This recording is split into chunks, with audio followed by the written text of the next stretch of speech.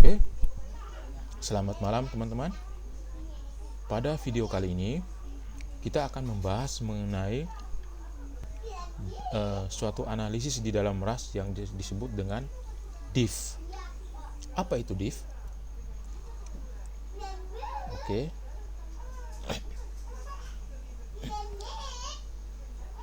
Nah,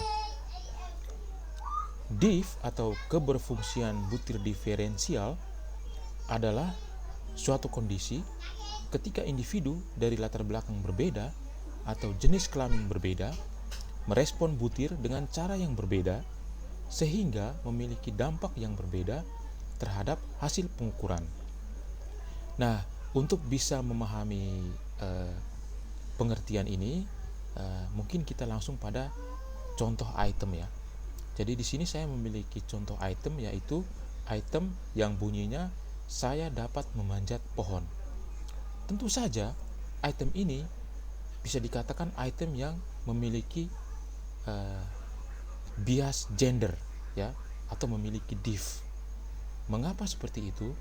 Karena item saya dapat memanjat pohon kemungkinan besar atau sudah pasti akan dijawab dengan atau direspon dengan sangat setuju atau setuju oleh jenis kelamin pria dibandingkan dengan jenis kelamin perempuan. Mengapa? Karena sebagian besar laki-laki itu bisa memanjat pohon dibandingkan perempuan. Jadi bisa dikatakan bahwa item ini adalah item yang terinfeksi diff. Nah, sekarang kita akan mencoba menganalisis sebuah skala atau angket, yaitu angket sikap terhadap COVID-19.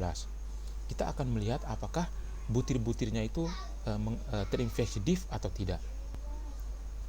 Nah, kita akan masukkan ya. Nah, kita lihat terlebih dahulu datanya apakah sudah teredit.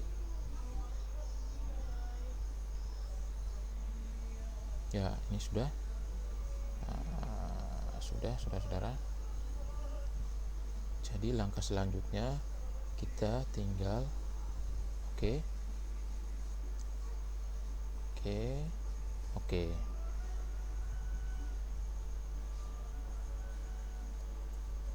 Oke, sudah seperti ini. Oke. Nah, sekarang untuk menganalisis diff-nya, kita akan memilih tabel 30 ya, item diff level. Nah, kita akan masukkan S3 ya, karena kolom gender atau kolom jenis kelamin itu ada pada kolom 3. Jadi kita memilih S3 W1. Nah, lalu kita klik OK. Label. Nah, akan muncul tabel-tabel seperti ini dan kita akan fokus pada tabel 30.1 dan tabel 30.4. Nah, tabel ini sudah saya sederhanakan dan saya masukkan ke dalam PowerPoint atau PPT. Ya. Oke. Jadi kita akan fokus pada tabel 30.1 dan tabel 30.4. Nah, pada tabel 30.1 ini kita akan melihat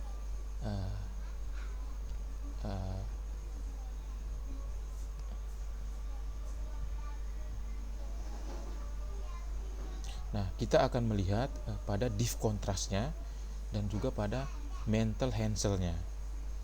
Nah, di sini kita lihat bahwa sudah dibagi antara laki-laki dan perempuan.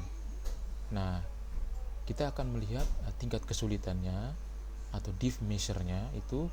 Kalau yang laki-laki itu minus untuk butir N1 atau butir 1 itu minus 1,96, sedangkan yang perempuan itu 1,96.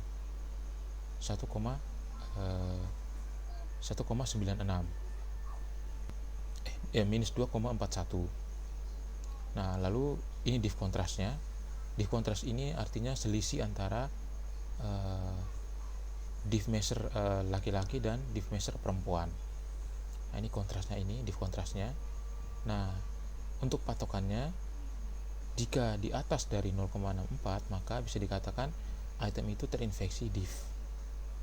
Moderate itu di antara 0,43 sampai 0,64. Lalu di bawah 0,43 bisa dikatakan item itu tidak terinfeksi div. Nah, sekarang mari kita lihat div kontrasnya. Nah, di div kontras ini kita lihat item 1 itu 0,44, artinya dia berada di moderate ya, di moderate. Sedangkan item 3 dan 4 itu 1,73 dan 0,97. Artinya item-item ini itu berada pada level tinggi ya, atau large. Sehingga bisa dikatakan item-item ini itu terinfeksi div.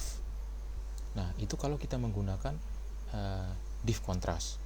Bagaimana kalau dengan Mantle Hansel? Nah, Mantle Hansel itu patokannya adalah di atas dari 1,50 itu terinfeksi div. Moderate itu antara 1,0 sampai 1,50. Nah, sedangkan